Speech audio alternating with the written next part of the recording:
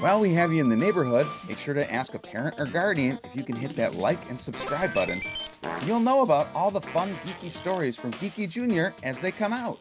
We're counting on you, Grover, by Michaela Muntean, illustrated by Joe Ewers, a golden book with voices and narration by SpeekyGeeky and Geeky Jr.'s Mr. Geeky. Today is the day of our play, Jack and the Beanstalk, announced Prairie Dawn. We have to get ready. Oh, may I help? Asked Grover. I am a good helper. Thanks, Grover, said Prairie Dawn. Let's check our list. A Jack costume for Ernie? Check, said Ernie. A giant costume for Harry? check, said Harry Monster. A mother costume for Bert? check, said Bert. A cow costume for Telly? moo, said Telly. Prairie Dawn checked her list again. Oh no, she said. I forgot the beanstalk. We can't have Jack and the Beanstalk without the beanstalk. What are we going to do? I have a terrific idea, said Grover. We could draw a beanstalk on a long, tall piece of paper and hang it on the wall. That's a good idea, Grover, said Prairie Dawn. But we don't have a long, tall piece of paper. I know where we can get one. Mr. Burger, the butcher, has rolls of long paper, said Grover. I will go and ask for some. Okay, said Prairie Dawn. But hurry, the curtain goes up at 8 o'clock. We're counting on you, Grover. Do not worry, Prairie Dawn. Faster than a speeding sandwich, I will be back with the longest, tallest piece of paper on Sesame Street, said Grover, and he raced out the door and down the street. Grover had gone only a block when he met Alice, Big Bird, and Snuffy. Hello, Grover, said Big Bird. Mr. Snuffleupagus and I are teaching Alice how to jump rope.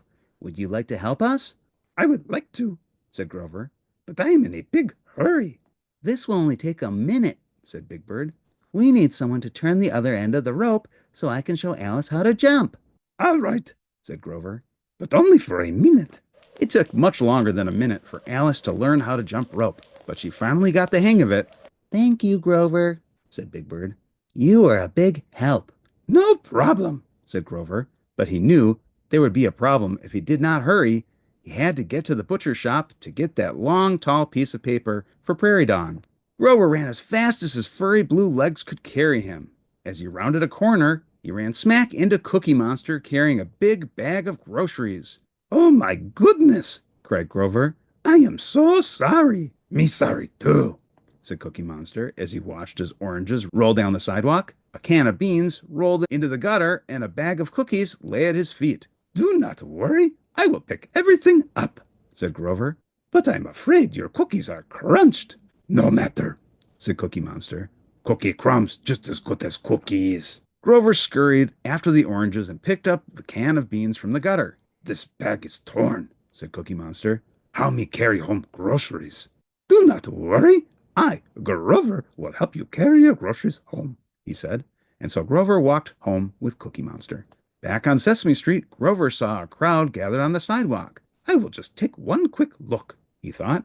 Oh my goodness, cried Grover. A juggler. A juggler juggling is one of my favorite things in the whole world. So Grover stopped to watch. The juggler tossed all the balls up in the air and caught them again and again. The juggler didn't drop a single one. Then the juggler took a bow and everyone cheered and clapped. Grover cheered and clapped the loudest. Now, said the juggler, would anyone in the audience like to try juggling? Oh, I would, cried Grover. So the juggler handed him the balls and showed him how to toss them up one at a time.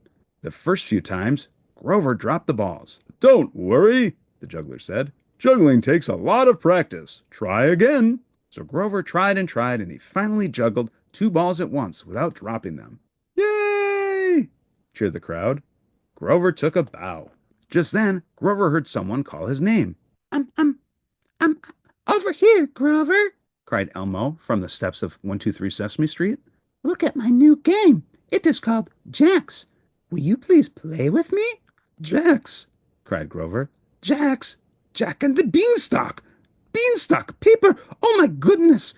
I will play with you all day tomorrow, Elmo, but not now. I cannot stop for anything. Goodbye.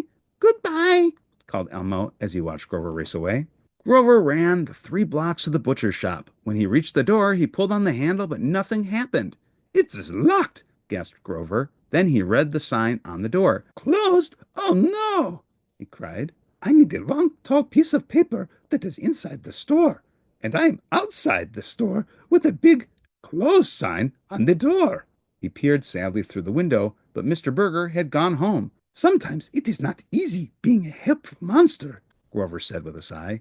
Now what am I going to do? There was nothing to do but run back to the school. This time, Grover did not stop for anything. He did not stop to help. He did not stop to play. He did not stop to watch. And he was careful not to run into anyone when he ran around corners. Finally, Grover pushed open the doors of the auditorium.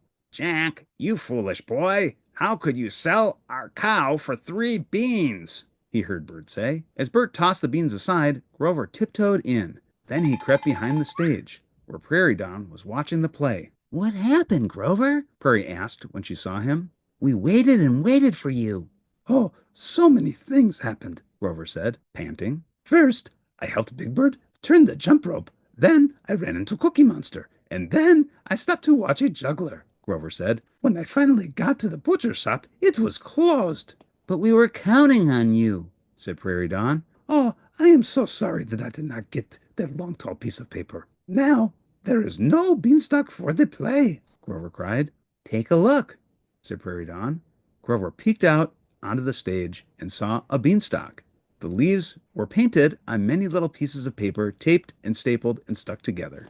It's not as good a beanstalk as it would have been with one long, tall piece of paper, said Prairie Dawn. But the show must go on. Grover was quiet for a moment. I let everybody down, he said. I am sorry. I know you are, said Prairie Dawn.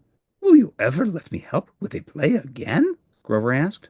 Of course, said Prairie Dawn. Our next production is Goldilocks and the 3 Bears. You can be in charge of the bowls of porridge. Oh, thank you, Prairie Dawn, said Grover. I will get you 100 bowls. I will get you 1,000,000 bowls.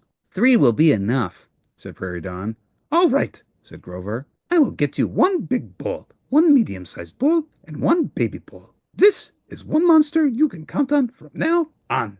The end. Don't forget to visit GEEKYJR for more of the stories that you love, only on GEEKYJR and SpeekyGeeky. Ask a parent or guardian if you can subscribe to GEEKYJR today.